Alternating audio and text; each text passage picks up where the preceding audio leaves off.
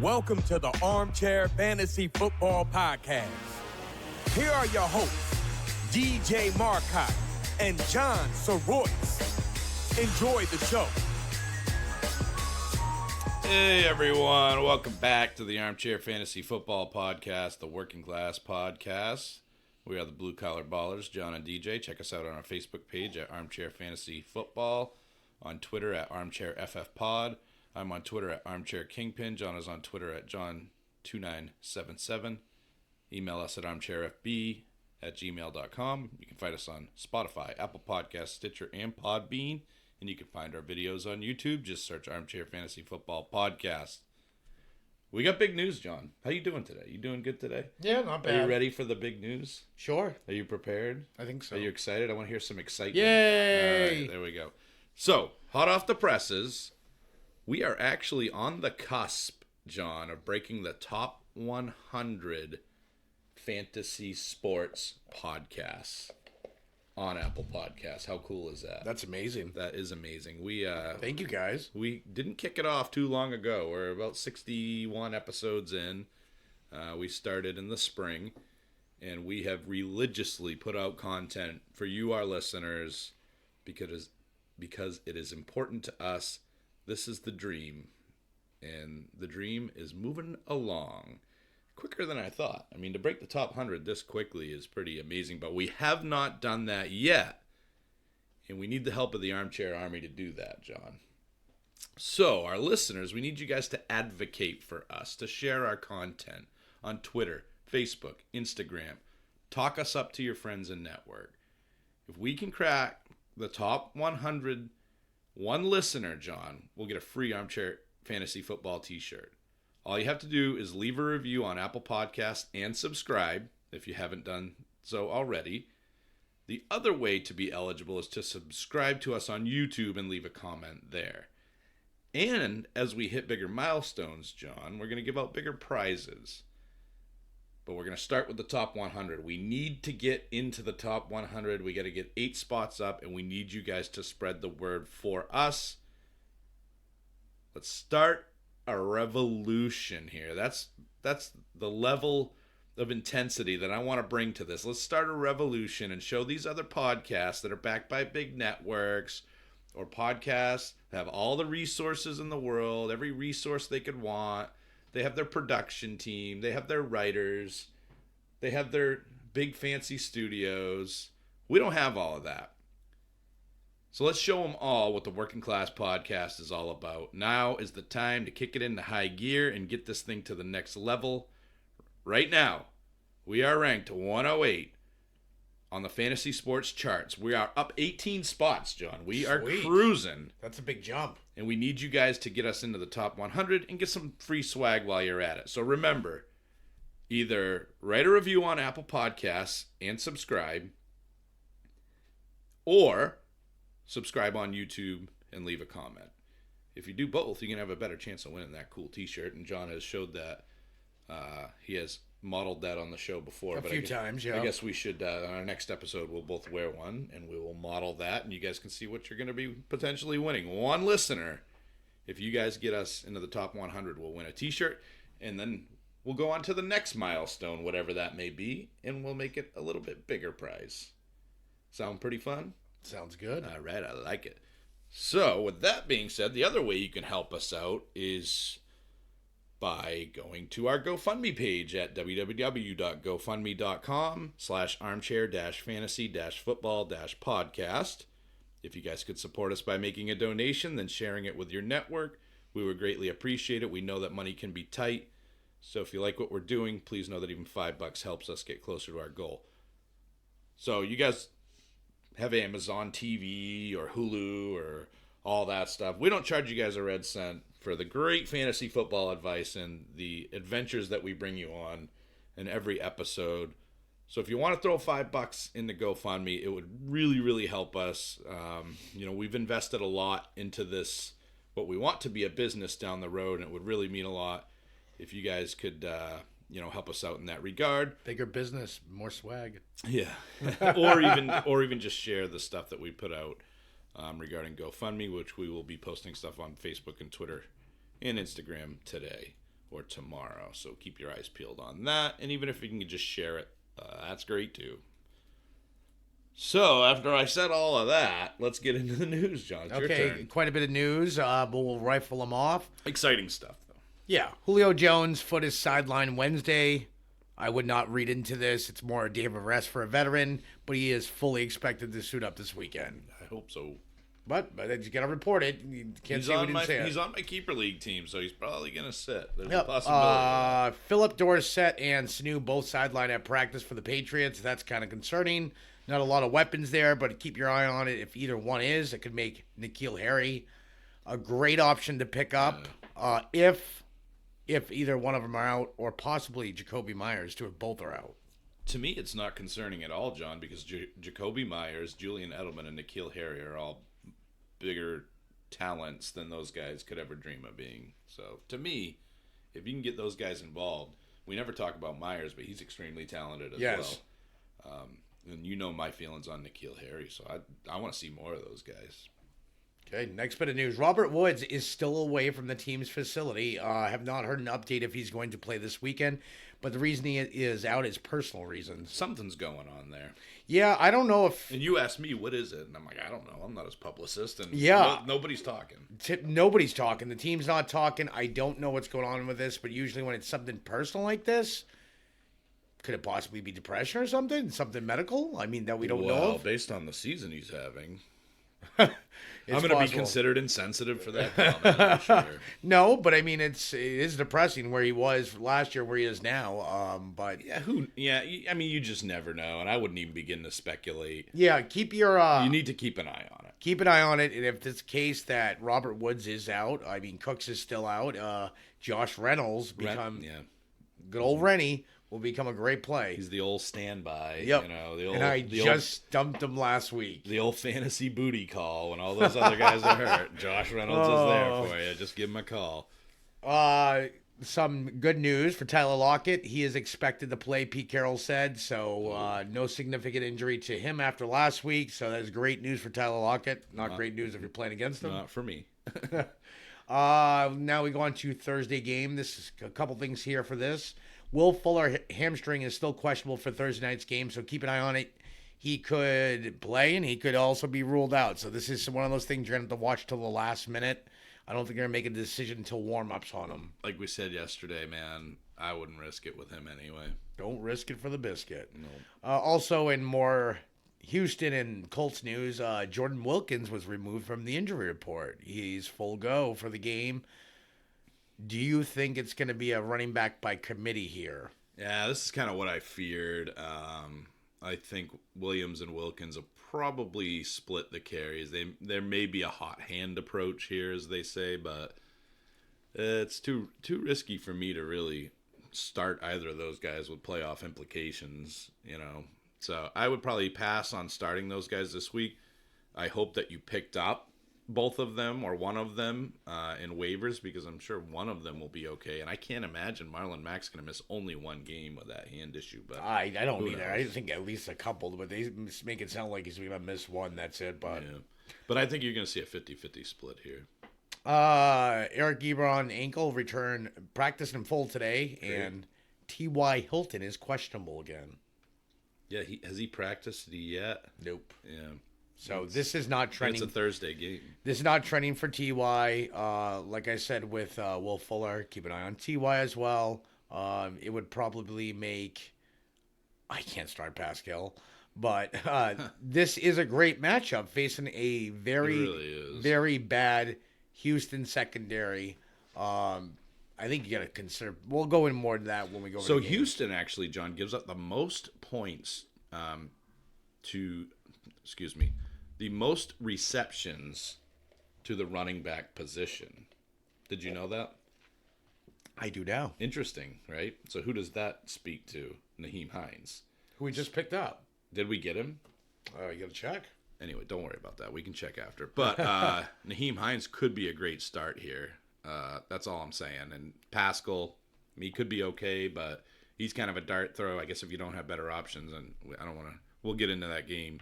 And actually, it's actually the first one on the slate for us. But Nyheim Hines could be really interesting. Yeah, Naheem Hines, last year when Mac missed weeks 1, 3, 4, 5, Hines had reception totals of 7, 5, 9, and 7. Yep. He finished those weeks with PPR totals of 11, 8, 28, and 12. So if you add that, John, to the fact that Houston gives Houston gives up the most receptions. I don't know why I'm struggling with this so much. Receptions to the running back position, that could equal a pretty good day for Naheem Hines. Yes, I mean, where we have, this is another funny thing. We don't have him. Dope. This is another funny thing. We have Adam Thielen, so I was all excited. I'm like, he's got to be back this week. He sat out basically the last couple weeks, and then I'm looking. I'm like, that freaking guy's on a bye this week. I'm really getting ticked off at Adam Thielen. Well, and I sent you a text full of expletives. Yeah. Hopefully, to Adam Thielen. So I'm mad at him that he's on a bye. But I think the extra week will help when he comes back next week. I know it's depressing. The Russell Gages of the world out there. It's a deep league. So anyway, not to derail it, let's keep going. Okay, more news. Deebo Samuel sidelined at practice with a shoulder injury. I didn't really hear anything about this till now. Did this occur in practice? No, it just says shoulder. So my guess is it's not anything significant. I don't think. 7-Eleven is not a sponsor. Oh, I wasn't trying to. I was just thirsty. Emmanuel Sanders, Matt Breida, and George Kittle all sit for practice today. But remember, this is a Sunday night game, so they have a little more time to rest. This could be more a day of rest for some of them. I think Breida plays. I think Breida doesn't play. I think he does because most of the time he plays through an injury, and he didn't this last week, so I think he'll play this week. I think Breida doesn't play. I think Kittle plays. I think Sanders plays, and I think Deebo plays. Yeah, we don't want to spoil too much of the breakdowns, but I got my thoughts on if Kittle doesn't play. Next bit of news, James Conner still sidelined his shoulder, so fire up Jalen Samuels. Yep, absolutely. AJ Green, shocker, is still sidelined. Okay, here's the deal. AJ Green is not news anymore, so can we make a pact here? Until the news is that he's going to play, I don't want to talk about it. Okay, that's fine with me. I hate reporting. Do you agree with that? I agree with 100%. Yeah. One last thing, but injury diva. Auden Tate is sidelined with his neck. Tyler Boyd might actually have a decent game. I mean, when you're the only receiver out there. Or Alex Erickson. It could be, Erickson could be as well. He could be sneaky. We'll talk about that. Okay. Next news, Corey Davis, who's going to haunt me again this weekend, and Delaney Walker both returned to practice. It's an inside joke here because Corey Davis, I had him last year. I cut him. Cut Derrick Henry. They're all coming back to haunt me this year. Yeah. So, next news, Juju is not expected to play versus Cincinnati. Thank God for his career. Next news, Sterling Shepard practiced in full but still in concussion protocol. I don't know. We'll talk about him when we get to the Giants. Devontae Freeman foot is still out, and Hooper is out for week 12. Freeman hasn't been ruled out yet. Hooper has, yeah. Yep. It's a bummer. And Brian Hill is not a good backup. We'll move on. And Freeman's been terrible this year. Yep. Evan Ingram, foot, still sidelined. I'm hoping he plays this weekend because I do have a league where I want to fire him up, but we'll see. Yeah. Too close to tell right now. Alshon, if I had to guess, I would say he will play this week, though. Alshon Jeffrey and Jordan Howard were both limited in practice, so that is an upgrade for this offense. Get two weapons back. It looks like they should play. Have you ever owned either of those guys? No, but I don't plan to. I owned Jordan Howard in his breakout year, and I'm like, I got to get rid of this guy. You did, too. Going downhill fast. And I just never owned those guys. Just Alshon, I think it was his second year. They just bore me to tears. Alshon actually had a good second year. No, he's fine, but I just... Who was that quarterback then? Wasn't Trubisky. Some dude. Was it... Jay Cutler. Yeah, it's Cutler. He actually did well with Cutler. Last bit of news, Tyreek Hill's hamstring pull is considered minor. That is great news, but it looks like he could, and he hasn't been ruled out yet, could miss this week and return next week against Oakland. Cool. That's it on news. All right, so let's get into the slate of games, John, and we're going to start, as I said, with the Indianapolis Colts against the Houston Texans. Where do you sit on this game, John? Who you starting, who you sitting? I think. Sorry. Go ahead. I think for which side are we starting with? It doesn't matter. We'll start with Houston. Houston, I think here you have to start Deshaun Watson. No doubt. Why is that? Because the Colts are middle of the pack. Are you afraid of last week? Nope. I think it's a bounce back game. Watson is not known for having consecutive multiple meltdown games in a row. No. So I'm a believer in him having a bounce back week. It is also divisional rivalries, so I think he'll play a lot tougher here. I also think DeAndre Hopkins is a great start here. I know this is secondary doesn't like get picked on, but Houston does have the home field advantage, which does help. Yeah, and I think Hopkins is obviously that alpha talent. Not a terrible matchup for him, not a great matchup. They're around middle of the pack. Are the Colts against the wide receiver position, where they do actually perform pretty well, is against the running back position. They give up the fourth least points to opposing running backs. So, not that you were anyway, but I would probably not start Duke Johnson and not start Carlos. Nope, Hyde I agree with that. in this one. As far as the tight end position, where do you stand on Fells? I'm gonna go here. I know Houston's right in the middle, and I say no Fells just because Darius Leonard's in that linebacking core, and I know these stats are kind of skewed because Darius Leonard didn't play for a few games. They're pretty good against the tight end, though, anyway. They only allow 6.8 points to opposing tight ends. So I don't think I can play them. Yeah, I would agree with you there. And is it going to be Fells or Akins? Because they've changed back and forth. Yeah, I'm not a big advocate for either of those guys. Moving on to the Colts, I actually think Brissett's probably a good start here. Number one, I think this might be a shootout. It might turn into a shootout. And the Texans aren't good against quarterbacks. They give up the 6th most points to opposing quarterbacks. Brissett has been known to have a nose for the end zone. So those two things right there tell me he's probably a pretty solid start this week. As far as if T.Y. Hilton plays, you have to start him because Houston is almost as bad. Well, they're even worse against wide receivers than they are quarterbacks. They give up the 5th most points to opposing wide receivers. So if T.Y. is out there, you definitely start him. But we go back to the Zach Pascal thing. If T.Y.'s out, I feel like you have to start him, John. He should be the number one, but I mean, the way this Houston secondary has been giving up points to receivers, you got to risk it, I think, here. And yes, and Houston's pretty solid against tight ends. So I don't know that. I mean, I think Ebron could definitely have a good day, but Pascal might.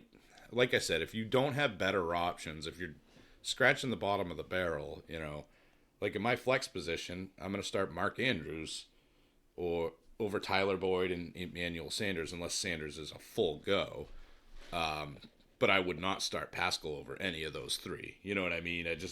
It's a break the glass type of, in case of emergency type of start. However, I'm sitting all running backs in Indy with the exception of Nyheim Hines. I think this could be a game that proves really solid for him. I know that Houston's okay against the run, but they're also not great. And like I said, they've given up the most receptions to opposing running backs this season.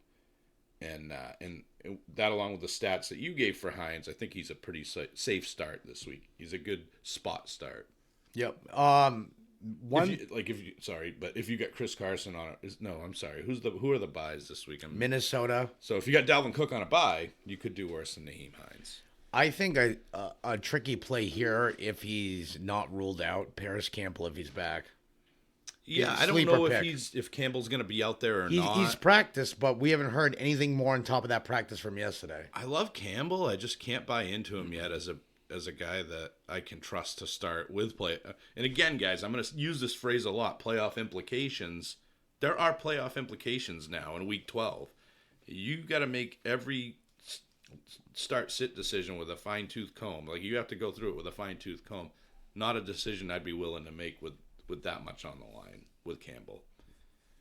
All right, you ready to move on to the next game, John? Yeah. Buccaneers at the Falcons. 3-7 Bucks at the 3-7 Falcons. I wonder who's winning that division. In any event, this is a fire everything game. Would you agree with that? This is a fantasy bonanza, except for one thing. Tampa's good against the run. No Atlanta backs. Period. Yeah. No Atlanta backs. I don't care if even Devontae if Freeman. Freeman's out there, I would sit him. No Atlanta backs. But other than that, John, I mean, obviously you're starting Julio. They give up the most points to opposing wide receivers. I have Julio this week. You scared me a little bit with the news there, but it sounds like he'll play. This is the game, I think, that I'll finally see what I've wanted to see from Julio Jones since I've traded for him. This could be and should be a huge game for him, but you know you're starting him anyway. I'm also starting Calvin Ridley. And in deeper leagues or risky situations where you don't have much else, I don't think Russell Gage is a bad start this week. He's been seeing either. about 4 to 5 targets a game. Yeah, he's given like 7 fantasy points or so. And against Tampa, he could give you even more than that. Like John said, Tampa is really good against the run. They're actually the second best in the league against the run. Don't start Freeman. Don't start Hill. You shouldn't start Hill anyway. Also, John, Tampa is not good against tight ends. But if it was Hooper, I would be all about it. But now, I don't think there's really anything to see there. Not buying into the Jaden Graham. No, I think Russell Gage might get more targets. So I think Gage could be a really sneaky start this week, and Ridley and Julio should both feast. And, of course, Tampa's the second worst against quarterbacks. Matt Ryan should have a huge game. That's right, Parvin. I said Matt Ryan should have a huge game. Another 300-yard game. Parvin, do your work. Yeah, really. Do He your had homework, all but bro. 2 games. Actually, 3. 1, he was completely injured out. Yeah. 2, we had 2 games under 300. Other than that, Parvin, every game It's the over only 300 situation in yards the passing. world. This is the only situation in the world where fantasy means more than reality. Yes. And in fantasy reality, Matty Ice is the man. So, yeah, you're starting him, obviously. What about the other side of the ball? On the John? Tampa side, I'm starting Jameis Winston here. Atlanta ranks 8th worst against quarterbacks, giving up 21.3 a game. Yep. I'm also firing up Mike Evans and Chris Godwin here. They also rank 8th worst against wide receivers, giving up 25.5 here. I think those two will have a very safe day, and if not, could explode here as well. Like we said, I think this game is a fantasy bonanza waiting to happen. Bonanza. What about Ronald Jones / Peyton Barber? Peyton Barber, no. Ronald Jones, what scares me about Ronald Jones is the fumble issue last week. Is he in the doghouse? Will it buy and limit his time? I know they said they were going to give him more carries, but as soon as he fumbled last week, he got less carries. Right, it went downhill fast. Yes, does he start the doghouse this week? Does this become a split committee? I don't want to take that chance. I'm starting either one, unless I'm desperate. If I do, it's Ronald Jones if I had to. Cameron Brate? You're not starting O.J. Howard.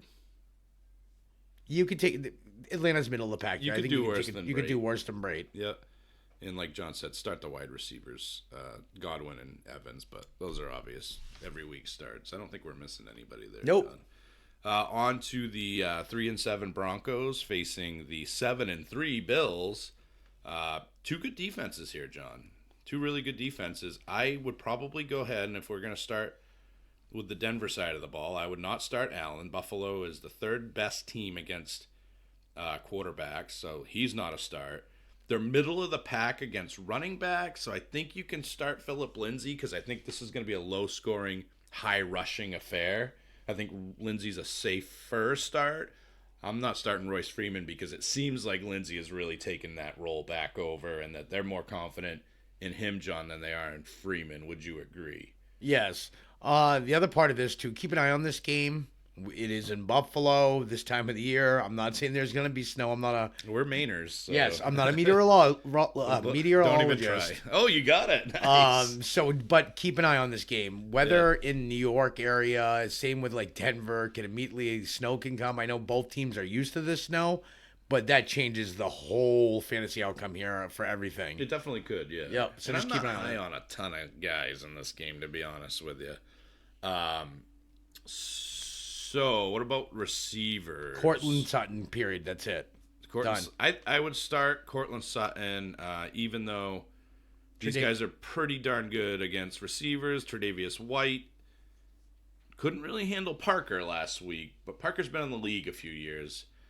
I don't know. I think I'm sitting Sutton. I really do. I think Sutton's got a safe floor. I think Tre'Davious White might shut him down. I really think this is going to be all about running the ball. So I think I'm sitting Sutton. And Noah Fant, Not a good matchup here. This team's really tough. The second toughest team against tight ends. I'm probably not starting Noah Fant either. I don't blame you there. So there's not a lot. I'm starting Phillip Lindsay, I guess, is the moral of the story for the Denver Broncos. But you're going to toss in Mr. You're starting Sutton. I'm sitting Sutton. Yep. I don't think we ever agree on Sutton from week to week. It seems like I don't know. I guess we'll find out. I just like saying sitting Sutton. Sitting Sutton. Just rolls right off the top. Buffalo side, I'm not starting Josh Allen here. Denver is the third best against QBs. They're only giving up 12.8 a game. The only reason you would start Josh Allen is because of the Konami code. Really the only reason you're starting him. But I think you can do better. Would you stream Sheriff Driscoll over Josh Allen? Yes. Interesting. I'd probably start Allen over Sheriff Driscoll. I don't know. Because how many of these backups have we seen show in some games and then just completely fall apart? But Driscoll is a backup. Like, he's a decent veteran backup now. He wasn't last year. Well, I guess he learned his lesson because he showed it last week. I will get to that game, but I think Sheriff Driscoll, he might get shot high noon at the OK Corral this week. I don't think it's going to be good for him. I just got a gut feeling about that. Other than that, for Buffalo, John, I think you can start Devin Singletary. Again, I'm starting the running backs in this game, and that's probably it. I'm not really interested in John Brown either, man. John Brown's going to deal with Chris Harris Chris Jr. Harris, not liking that. And none of the other receivers on this team, John, are steady guys that you can trust. So for me, it's Phillip Lindsay on one side of the ball and Devin Singletary on the other. And if you're really desperate, maybe Frank Gore or Freeman. What about Dawson Knox? It's like a middle of pack Denver. Okay, I'm just asking. I don't have him, but I'm just picking your brain on that one. I wouldn't start him. I don't know. I just feel like it's Dawson Knox week. I don't know why. Yeah, but you can go get Cameron Brate. And, oh, yeah. You know what I mean? I just think there's much better options, John. That's my honest opinion on it. So, moving on to the next game. Giants and Bears. The 2-8 Giants going to Chicago, going to the Windy City against the 4-6 Bears, John. This one could be a little ugly. What do you think? Let's start with the Giants first. You might as well, because I think they're the only team that has fantasy relevant players in this one. No Dr. Jones. No Dr. Jones. Saquon, yes. If he plays, which I'm hoping that he does, but definitely, the Bears they started strong against running backs, John, and now they're almost in the bottom 10 in the league. Yeah, they've gone downhill. With Aiken, right? Yes. Yeah, with him out, they just haven't been the same team. Am I right about that? No, Akeem Hicks. Yeah, Akeem Hicks, sorry. Hey, we're all about the offensive guys here, right? We're not defensive gurus, but we definitely know that since Akeem Hicks has been out, this team cannot stop the run, and it's just gotten worse and worse and worse. So whether it be Barkley or Gallman, you're starting either one. If Barkley's out, you're starting Gallman. Trust me on that one. Outside of that, John, you look at the receivers. What are you thinking there? I think Golden Tate's got to save enough floor. Tate's a must start at this point, I think. I really do. I know the Bears are tough against receivers, but there's something to be said for trust. And when a quarterback gains trust in a receiver, that's where he's going to go. But Tate's also a slot guy. They're a lot better on the corners, you know what I'm saying? Yeah. I think I'll sit him in this matchup. But Darius Slayton, to me, is becoming a guy that could be a breakout next year. It's his speed. He's fast. Yeah. I mean, he's very fast. I really like Darius Slayton a lot. I just don't like the matchup. There is one person I'm starting from the Giants team. Is it Evan Ingram? Yep, Evan Ingram. Definitely. Bears are bottom. They're almost in the bottom 10. They're almost in the bottom 10 against tight ends, giving them 8.1. But if Ingram plays, you start him here. Yep, definitely. I agree with you on that one. As far as Chicago, I mean, it's a good matchup for these guys for sure. I can't in good conscience start Mitchell Trubisky, but he's probably not a bad spot start. Like, I've considered it, John, in my Aaron Rodgers situation, which we'll get to shortly. But, I mean, I guess you could spot start him, but just get ready to be disappointed. Allen Robinson, on the other hand, I think is a must start in this game. And I actually think David Montgomery should have a decent game, too. Those two guys I'm willing to start. I'm not trusting anybody else on that team. The targets are all over the place for the receivers. Allen Robinson is the only sure thing for a wide receiver. I know he had a rough week last week, but he's entitled to it, I think. Considering out of all the receivers, he's had the safest floor. Yeah. Yeah, so it's just those two guys for me in Chicago. We say Robinson, and I'll tell you why, the stats behind it. Giants are the second worst against wide receivers, giving up 27.5 points a game, so that's why we said Allen Robinson. So let's move on. Moving on to the next one. The 5-5 Steelers against the 0-10 Cincinnati Bengals. And not even the Cincinnati Bengals, John, could ever get me to start Mason Rudolph. Not on this planet or any other would I ever start Mason Rudolph. What about you? What say you? They do give up the third most points to opposing wide receivers. I still can't start Mason Rudolph here. I think I'm going to make a gut call here. I think the Bengals win the game. It's possible. They're playing at home. They almost won it last week. This week they win. So let's stick with the Steelers for now. Jalen Samuel's a must start because I don't know. I don't think Connor's going to play. It doesn't look like it, right? No, and he should have a safe enough floor, like you said. He's going to get all the 3-yard passes his heart could ever desire, and he's going against the team that gives up the fourth most points to opposing running backs. So Jalen Samuel in this one is a must start. Make no mistake about it. That's all I'm doing. I'm starting Samuel, and that's it, John. On Pittsburgh. Understood. As far as Cincinnati is concerned, Pittsburgh's defense is really good. I'm probably sitting Mixon in this one. They're as good as they are. They're the absolute best against the run, in terms of their defensive scheme and their defensive ability. They're the best against the run than anything else. But they're also good against quarterbacks as well. So for me, maybe Tyler Boyd, maybe. I mean, they're okay against wide receivers, but that's probably about it. And I think Tyler Eifert could be a decent start here too, because Pittsburgh does give up the 7th most points against tight ends. So probably a Boyd-Eifert day. I'd be surprised if Mixon had a big day. If Auden Tate sits out, I think Erickson becomes safe enough floor to get you 10 points. He could. You're probably right about that. Yeah, because they're middle of the pack against receivers. Yeah, you're probably right about that. So, all right, well, let's move on. These are all crappy. How many crappy teams are there? Can we just say no to half this? How many crappy quarterbacks and crappy teams are there this year? Fantasy has really hit the skids this year. Fantasy football. This year, you got to remember, this is probably the most different backup quarterbacks I've ever seen in one season. I don't know if it is a record, and none of them are any good. No, it's not like years past. You see like a breakout. Yeah, I'd say out of all of them, Minshew was probably the best. Yeah, and he's sitting on the bench. Yep. He could start for any of these teams. Oh, yeah. Anyway, I don't want to belabor the point there. But what's next game? As you guys know, I'm very frustrated with the backup quarterbacks in the NFL these days. We go back to a couple more crappy teams, John. We got the 2-8 Dolphins against the 4-6 Browns. I think Baker Mayfield is ready to explode in this one. What do you say? This, if Baker cannot correct it here, he looked good last week, but if he cannot correct it here and have a decent game, to me, Baker should minimum get 25 points here. Minimum. The only position that Miami defends okay against is the tight end position. That's it. And you're not worried about that on Cleveland. They barely used Demetrius Harris. I think Cleveland's going to use this game as the opportunity.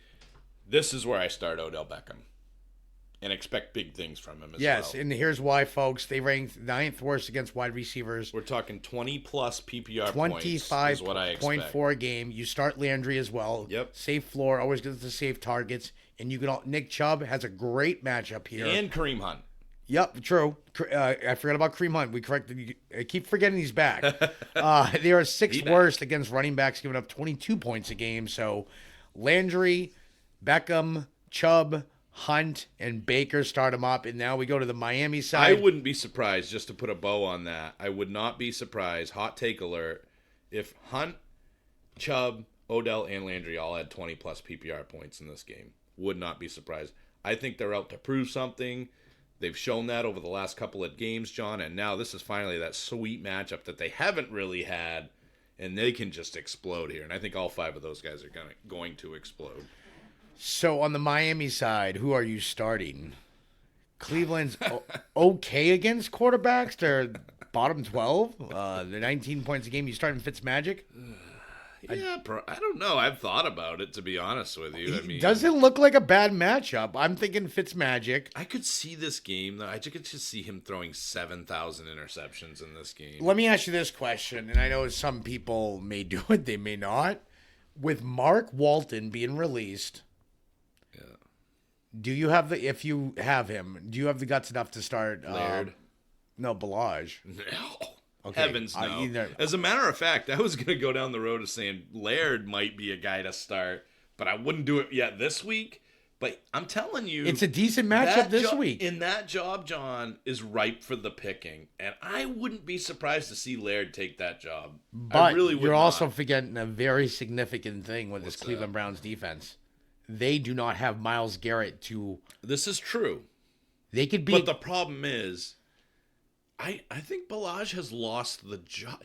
He had 1 yard to carry.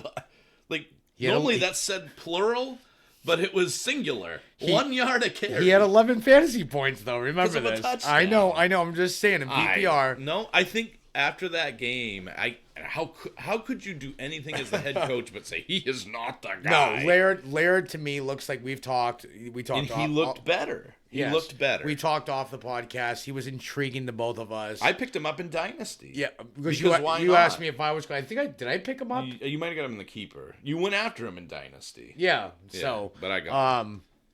But he's got very good skills out of the backfield catching wise, and I think Cleveland Browns without Myles Garrett could get exploited there, but it's a risky start. We're already talking way too much about the Dolphins. Okay, you're starting Devontae Parker in this one, and Devontae Parker, and maybe Ryan Fitzpatrick if you're in a real bad spot. You know what intrigues me here? If you're in a bad spot and actually looks decent, Gesicki.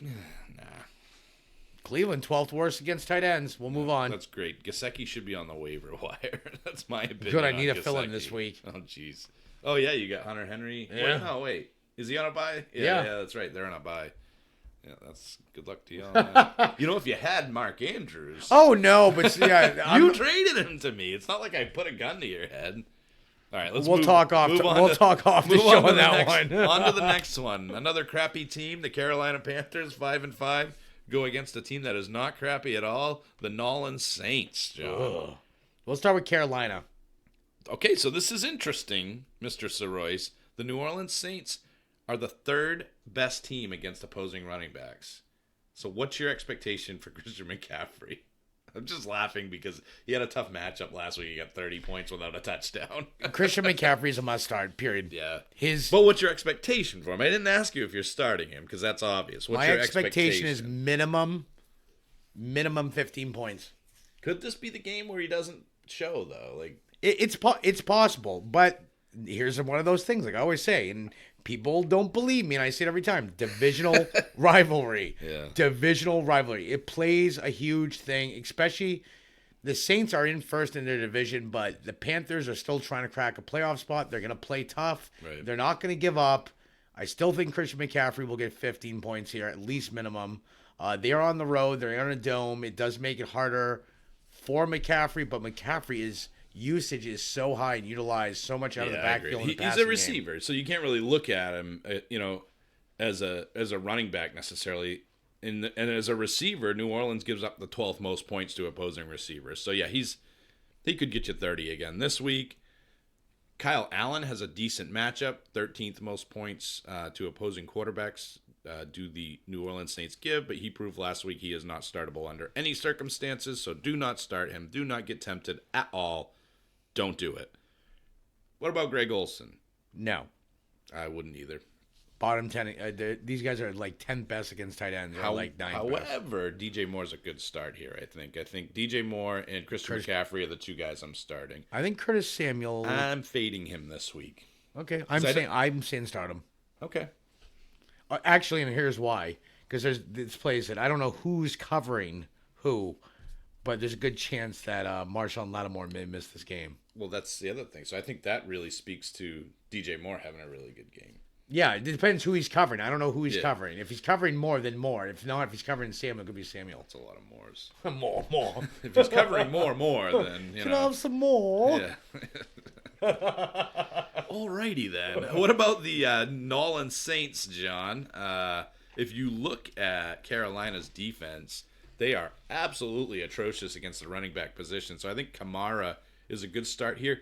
Maybe a Latavius flex, get you 10 points. I didn't like his usage last week. I didn't either. But to correct that is a game like this against the Panthers. It could be, but I think it's Kamara. I'm not really safely starting Latavius, but Kamara should have a huge game here, so no worries on this one. And Michael Thomas, I mean, Carolina's not that great against opposing wide receivers, so Michael Thomas is a must start. Drew Brees is a must start in this one. Jared Cook I might sit him because Carolina's actually pretty good against opposing tight ends. Third best against tight ends. So he's probably a sit this week. Anybody else? Nope, that's it. Let's move. Chugging right along to the black hole. Actually, it's in East Rutherford is this game. The New York Jets, who are 3-7, yet another crappy team, host the Raiders, who are surprisingly 6-4 this year. John, going to the Raiders, looking at the Jets, the best matchup I see here is I think Tyrell Williams is going to be big in this one. I think Tyrell Williams is going to have a huge game, and I think Hunter Henry is going to, Hunter Renfrow. Got traded. I was hunting the wrong Hunter there. Hunter Renfrow is also going to be a good start this week. I think just the PPR, especially in PPR. I would definitely start him in PPR. Josh Jacobs doesn't have as good of a matchup, but given the usage that he's had as of late, I would definitely start him. And the Jets don't shut down the run either by any means. The thing I'm starting to like about Josh Jacobs is those goal line carries. Yeah. So even if, let's say, he only gets you 40 yards rushing, but he plunges in for that 1 yard touchdown, there's your 10 points for the week right there. Yeah. Not including the target. Yeah. So he's safe. And if you have Pat Mahomes on a bye, you could definitely, and we do, by the way, you could definitely start Derek Carr in a pretty good matchup against the Jets, which we are. Yes. So the Jets give up the 11th most points to opposing quarterbacks, so I think Derek Carr's a really good start this week as well. What about the Jets side of the ball? Jets side of the ball, I think you can start Sam Darnold. Raiders rank 7th worst against quarterbacks, giving up 21.4. Never thought I'd say start Darnold, but he's looked good last week. But this is a matchup to get it corrected, too. Also, on the Jets side, you have to start Jamison Crowder here. Raiders ranked 7th worst against wide receivers, giving up 25.7 a game. And then... What about Robbie Anderson? No.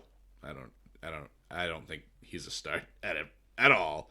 He just doesn't have the chemistry with Darnold. Robbie Anderson's starting to remind me of... But down the stretch last year, John, he did. Yeah. He won you a championship. Oh, no, he did. But I haven't seen it. But his usage got better last year. It's not trending better this year. And there was no Demaryius and Jamison Crowder there either. Robbie Anderson reminds me of a poor man's Will Fuller.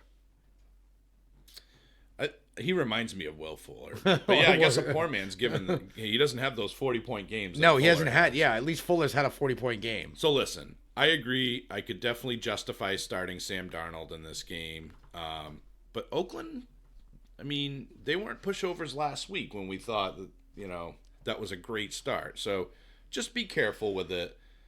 Jamison Crowder, however, is a great start. Demaryius to a lesser extent. And I think...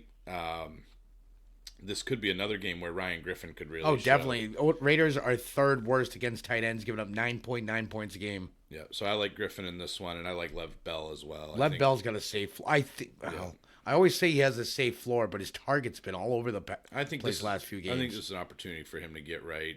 Oakland is to give up the 13th most points to opposing running backs, right around 20. So that's I think that's a soft place to land, as my boy Dr. Phil would say, for Le'Veon Bell. Moving on, 8-2 Seahawks go to Philly against another crappy team, the 5-5 Philadelphia Eagles. Russell Wilson. WrestleMania, John, is going to run wild in this one. Am I right or am I wrong? Here's why. It's not so much what the Eagles give up at the quarterback position. They're middle of the pack, giving up 17.1. It's the receivers. They are 4th worst against receivers, giving up 27 points a game. Tyler Lockett, DK Metcalf, must starts for me. Yeah. Without a doubt. Without even blinking an eye. Russell Wilson, a must What about start. Josh Gordon? No. I got a good feeling about Josh Gordon. I don't. I say you start him. I don't like his usage yet. I don't know what he knows about this offense. He's a no for me, but let's But see. you got a banged up Tyler Lockett. I think this could be a good game for Gordon. Oh, we'll see. Hopefully you're right. You could be right. I probably am. Chris Carson. I said no. Nah, Carson's a must start, John. I never thought I'd say that, but the guy just gets the usage and he gets the work in the passing game. I get that Philadelphia has been really good against the run this year, but how can you sit Chris Carson under any circumstance? I get what you're saying, the volume. Yeah, and he's a must start for me, absolutely. Basically you start everybody in Seattle. What about Hollister?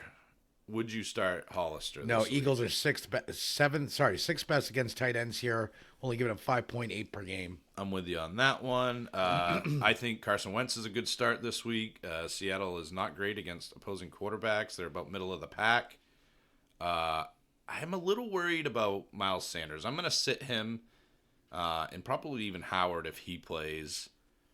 But go ahead. You had a thought. Yeah, what scares me about this, let's say Jordan Howard doesn't play. I know he was limited today. If he doesn't play, but the question is, they signed Jay. We haven't seen anything. We haven't seen anything. Is this the week? And does he explode for 20 touches? Miles Sanders gets 5. I'm not starting either of them. I can't trust this backfield till I know what's going on with JJ. Who I am starting is Zach Ertz, and I'm telling you, I'm starting Dallas Goedert too, because you could start both of them last week, and they both got you double digits, and I think you can do it again this week. Seahawks are 6th worst team against tight ends, giving up 8.8 points per game. That's a lot of 8.8s. No diggity.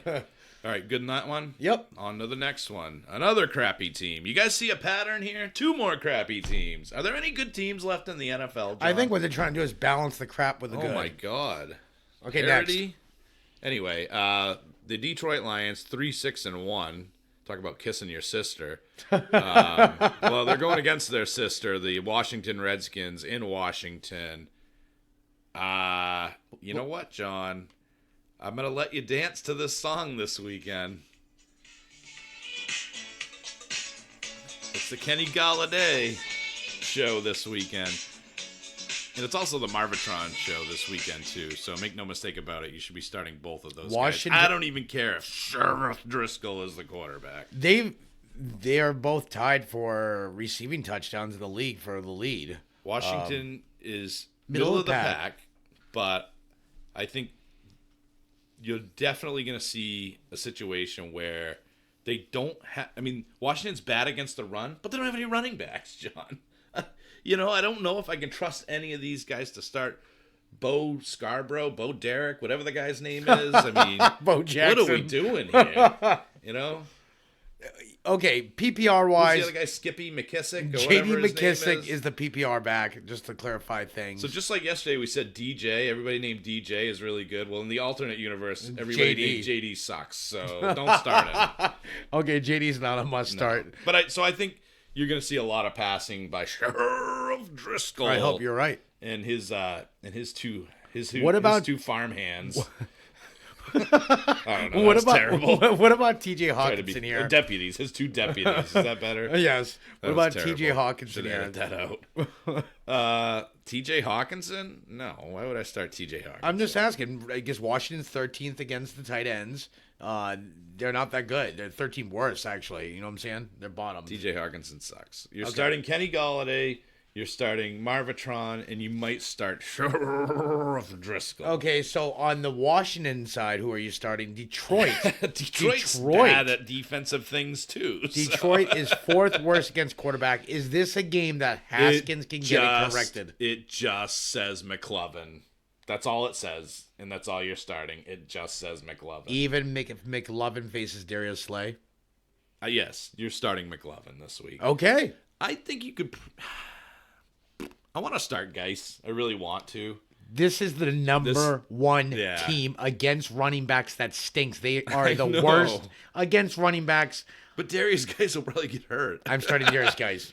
And they're the worst against running backs. And then Zeke Elliott went in there and turded all over the floor. But divisional rivalry, this is not a divisional rivalry. All of a sudden, Adrian Peterson sees the fountain of youth because it's a divisional rivalry. No. Wait a minute, this isn't a division rivalry. Oh, you mean No, last week was a divisional rivalry. No, This it is not. Detroit's not in the same division as Dallas. Oh, no, Detroit and Dallas played. You're right. Correct. Yeah, wait a minute. Oh, I know what it is. It is a rivalry. It is? Yes. The Thanksgiving rivalry. Yeah, I've seen you knew. That doesn't count. That does not count. Nice try. Nice try to cover your tracks. They there. usually play Thanksgiving Day. Well, day, Zeke was so- trash last week, and your son is doing the floss over there, which is really distracting. I'm surprised I even know what the name of that dance is. Anywho, let's get back on the track here. So, Detroit Lions, really crappy defense, really crappy against the tight end position. What are your thoughts there? I say no. I don't. I say no. I'm I don't know. I'm grabbing at straws to try to figure out who to start in Washington. But here's the thing, though, people. Who even is their tight end? Who is your tight end? I have no idea.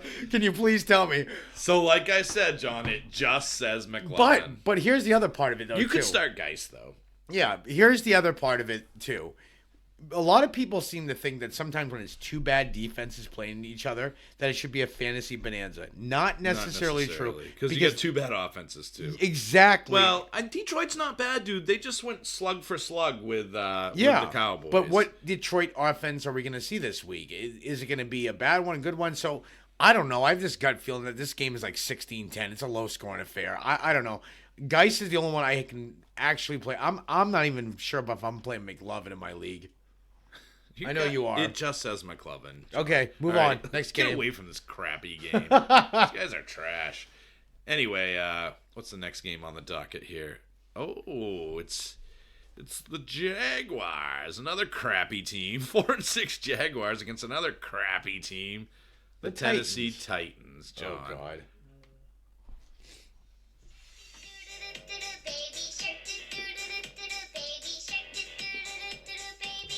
You got it?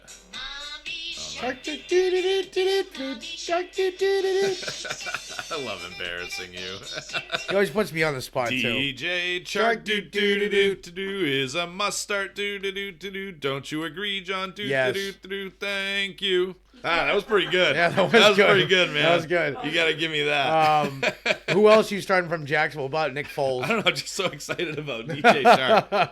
So listen, just to talk about DJ Chark really quick. Back in the day, man, and I'm going to tell you why I think he's a must start. Back in the day, back in the early part of this season, the Tennessee Titans were a defense that we weren't joking about, man. But since then, not so good. No, they're like middle of the Not pack so now. good. They went from like being a top 5 D last year when the season finished to they are middle of the pack. They are middle of the pack. Right. Except for a couple categories that are even worse. So, last time he faced Tennessee, John, he put up 17.6 fantasy points in PPR, 4 catches for 76 yards and a touchdown. Tennessee, as we said, was playing much better at the time. They're not the same defense right now. Tennessee is in the bottom 10 now against wide receivers, giving up the 9th most points to the position. DJ Chark is a must start. What about D.D. Westbrook? Yeah, I think he's if he's out there. Did he miss last week? No, he played last. No, he week. played last week. I think he's okay, but do you really, again, I'm going to go back to the playoff implications aspect here. Do you really want to start D.D. Westbrook with your season on the line? No. I'm starting DJ Chark. I'm also starting Lenny Fournette. You know why? Because the news you just broke out yesterday, well, you didn't break it, but you can take credit for it if you want, I guess. Head coach Doug Marrone, that's what we call him, his real name's Doug Marrone, admitted we need to get Lenny going, and he really seemed committed to getting Fournette chugging along this So week. my guess is I think you're going to see a lot of Leonard Fournette. I think it's going to be 20 to 25 touches for him at least. Yeah. I would not be surprised. And if you look at Tennessee, I mean, they're not great against running backs. They're not bad against running backs. They're solid against running backs. But like we say with Chris Carson, when you're getting the workload and you're getting a heavy workload, and it's probably going to be a run-heavy game script. Wouldn't you agree, John? Yeah, both sides of the ball, I think, That too. speaks to starting Leonard Fournette all day long in this one. So for me, it's DJ Chark, it's Leonard Fournette. I don't know if I'm probably passing on Nick Foles, to be honest with you. I'm good Understood. there. So on the Tennessee stinks against tight ends too, but there's nothing to see there. Oliver is not nothing. Gosh, Oliver hard isn't not pass. anything. So on the Tennessee side, Derrick Henry's got a great matchup here. Jacksonville, I never thought I'd say this. They are the 9th worst team against the run, giving up 21.1 to running backs. Derrick Henry should feast here. Yeah, he should have a great This game. could be a 200-yard game for him again. Yeah, he's a definite start. I don't hate a Tannehill start here, John. I don't hate it. But again, I think this game is going to be a low-scoring, run-heavy game. I'm really not high on many of the Jaguars outside of the two guys I talked about, DJ Chark and Leonard Fournette. Kind of the same can be said about Tennessee, man. It's Derrick Henry, and that's probably it. You kind of joked about Corey Davis, but this actually is not a great matchup for opposing wide receivers. So I would definitely sit those guys as well. Okay. All right, sorry. We just took a quick video break, and I can't stop laughing for some reason. So, Cowboys, Patriots. How about them Cowboys? They're going to lose to the Patriots, but that doesn't mean much to me because I'm all about that fantasy action. I think, John, you can agree with me. I've seen a lot of Cowboys. You've seen a lot of Patriots. These teams get up for each other. These are always high-scoring affairs. I don't think this is going to be any different. I think there's going to be a lot of points scored in this one. This is my fantasy blow-up game of the week right here. What do you think? I don't care about that New England defense. I don't care. Frankly, the defenses are both great. These are both great defenses. But I think it's all about the offense this week, man. In a really, really You huge want to know my matchup. honest opinion? I'm a Pats fan. I never thought I'd say this. They're going to lose. Yep. They're not going to lose to the Cowboys, dude. I would bet you $500 right now. And I know you're going to back off once I say that because you know I'm right. You know I don't even have $500. But here's what I think. GoFundMe. Yeah, people, please get that up now. Let's put a GoFundMe in there real quick. I think the reason why the Pats lose, their defense is doing well, but they're going to be on the field too much here. Brady has not got anything going. This run game. So we're starting with the Pats here. Yeah. Okay. Brady concerns me. Brady is not even a top 10 quarterback anymore. I love the guy to death, but let's be honest, age has caught up with him. As the season progressed, we talked about this earlier in the season, he gets actually worse as the season progresses. These are not even me saying this. These are stats, people. And we're getting close to that week 11, week 12 implosion every year, these certain weeks, that he starts to go downhill. And it's trending down. We saw it last week. And I think it'll continue for a few more weeks, then they'll pick back up. Let's be honest, folks. They have one loss. They can afford another loss. It's not going to hurt them. I just think the offense is banged up a little bit. I think they're going to go 3-and-out quite a bit here. Cowboys defense, they're trying to... Let's be honest. They're not bad. They're not great. But I think Brady and the Pats offense will not get anything going here. The defense will give up stuff to Dallas. Listen. Dallas has got an excellent secondary. But that's not where... Are you going to slurp away sorry. over there? Wasn't slurping, it was straw. That's not where Julian Edelman resides. Julian Edelman resides underneath. And that's where Dallas struggles. They struggle against those little shifty, fast guys that get yak like it's going out of style. Julian Edelman's going to destroy this defense. I'm telling you right now, Julian Edelman's going to destroy this defense. And he's not going to throw the passes. I think Tom Brady's going to throw the passes in this one. Tom Brady's a must-start. Julian Edelman is a must-start. And if those two guys are out, Dorsett and Sanu, N'Keal Harry explodes in this one. I'm telling you. Okay. Telling you. This is a N'Keal Harry game. You're probably not starting him. You probably have better options. But he's a sneaky flex start if you need a high upside guy. I think he could catch multiple touchdowns in this one. Also, Dallas gives up more against the run than they do any other position. They're middle of the pack against the run. I think this is going to be a Sony Michel, James White, Julian Edelman game script. I think you're going to see those guys get the bulk of the yardage, and I think N'Keal Harry is going to get you maybe 3 passes, but 2 of them are touchdowns. I just have that feeling. That's a gut feeling, guys. Definitely don't take it to the bank. That's just how I feel inside. Do you want to know who I think goes off if they go off for a running back for the Patriots? Who? Rex Burkhead. He's due. He hasn't been relevant for so long. This will be the Rex Burkhead game. The guy breaks his ankle stepping off the bottom step, dude. So he'll have a huge game here and then be on IR for the rest of the year. I disagree with you on that one, but we'll see.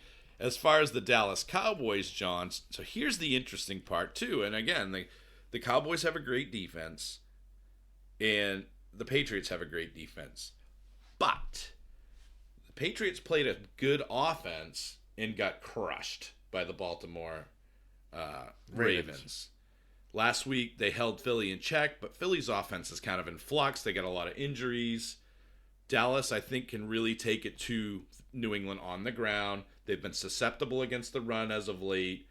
I think Zeke, I got to believe at some point he's going to be like, man, I suck, and I need to work really hard. I think this could be the game where that happens. I think he could blow up in this game. I like Zeke's chances this week, despite the tough matchup. Amari Cooper's banged up, so I'm a little nervous about him. I love Michael Gallup. I love Michael Gallup in this game. I think you're going to see a lot of Michael Gallup. I think Jason Witten could have a big game. I'm comfortable starting him this week. And I'm starting Dak Prescott because I really think this is going to be a high-scoring affair. Dak, I don't even care about the matchup. Dak has earned the must start now. This is another. He's been playing that well. So there was a few games I circled on the calendar for New England to see what they were made of truly defensively. It was Baltimore, it was Kansas City, and it was this one. So we're going to see. I think it's going to be a high-scoring game. I hope. For fantasy's sake, I hope, because there's a lot of fantasy-relevant players involved in this game, and we all want to see points scored. And I think that's what's going to happen. And the New England Patriots are going to win. I think there is no way. We'll see who's right. I am telling you right now, there is no way Jason Garrett beats Bill Belichick on any planet ever. It will never happen. There is no universe where that will ever happen. That's the truth right there. Okay, next game. All right, moving on to the next game, John. Aaron Rodgers faces the 49ers. 49ers allow the second least points to quarterbacks. I am an Aaron Rodgers owner in my league of record. Second least points to quarterbacks. However, there are two things at play here, John. The 49ers had the Broncos, Bucks, Bengals, Steelers, Browns, Rams, Redskins, and Panthers. All of those teams have one thing in common. They have quarterbacks that have struggled this season at one time or another, and in most cases, they've struggled all season. Over the last 3 weeks, San Francisco has allowed 22 points per game to the opposing position against Arizona and Seattle. So that's pretty encouraging. I do not personally think Green Bay will be able to get the ground game going much. Over the last 4 weeks, San Fran has racked up 51, 28, 27, and 36 points. Aaron Rodgers is likely going to have to play catch-up here, John. But hear what I'm saying. And I know you guys think I'm probably going towards you got to start Aaron Rodgers. Just hear what I'm saying. I'm not saying Rodgers is a must-start. What I am saying is if you're in a tough spot like me and you're the Aaron Rodgers owner and you have no other option, this information might make you feel better. The question is, John, will Green Bay, when they get in close, pass or run? And if they run the ball when they get in close, that only means one thing. It'll be an Aaron Jones game. He's got his own song now. He has earned his own music. You said you had a surprise. That's good. I gotta give you credit. It'll be the Mr. Jones show. See, I'm that like that old. build-up? If you guys don't know, I'm 42. Yeah. And that song just brought back so many memories. Counting Crows. Yeah, you got it. Yep, old school right there, folks. So I remember Counting Crows, Mr. Jones and me. So there's the question, John. In all seriousness, it's a tough matchup, and for Aaron Jones and Aaron Rodgers. San Francisco is the second best against opposing quarterbacks. They are the fourth best, against opposing running backs. They are the sixth best against opposing wide receivers. This could be a tough day. But if you think about it, Emmanuel Sanders torched this team. Russell Wilson did fine against this team. Kyler Murray has crushed these guys twice. Here's one trend I noticed that you brought up. So all the quarterbacks they faced Were trash. Yes, except for two. Actually, except for two. I think Rivers had a decent game against them, but and they dominated Dak. So if you look at the big picture, they faced mostly bad quarterbacks. Yeah, so my gut's going to tell me here, I would play Aaron Rodgers, and here's why. 49ers faced Kyler Murray twice. He actually had, 25 points, 24 points fantasy-wise? He's a somewhat mobile quarterback with he has a decent arm.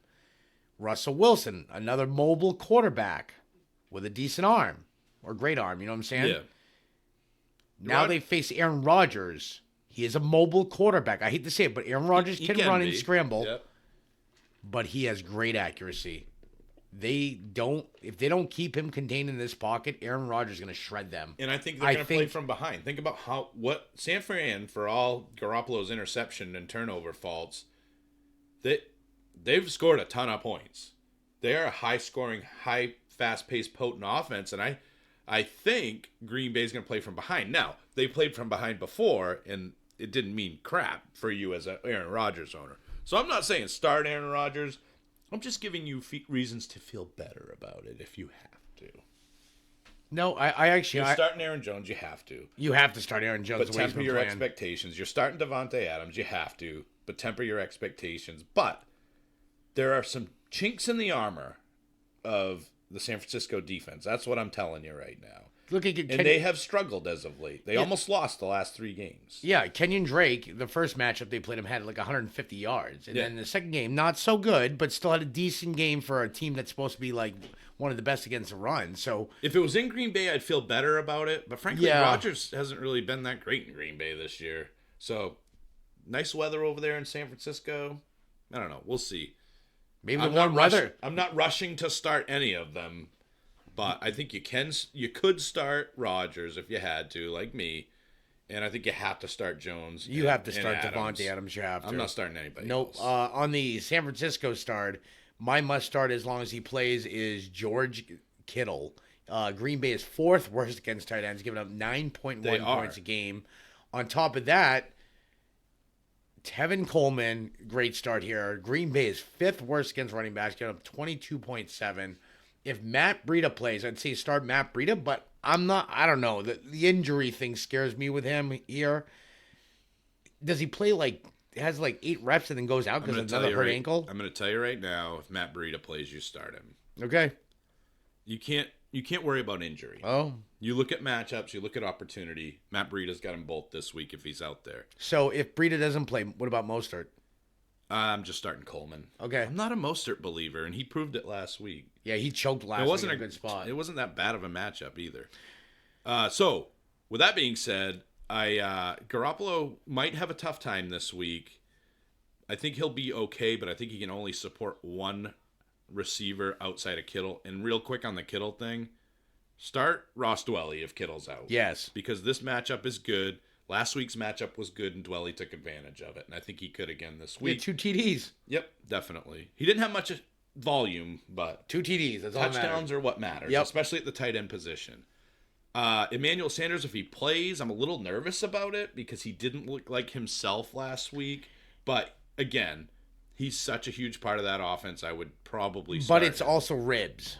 That's what scares me. Yeah, Ribs is one of those touchy. Me a little nervous. Yes. So keep an eye on him. So do you start Debo, I guess, is the big question here. If Sanders out, yes. But I don't know. My gut tells me this. I think Emmanuel Sanders will be a decoy this week if he does play. Or he won't play. His usage will be less than half.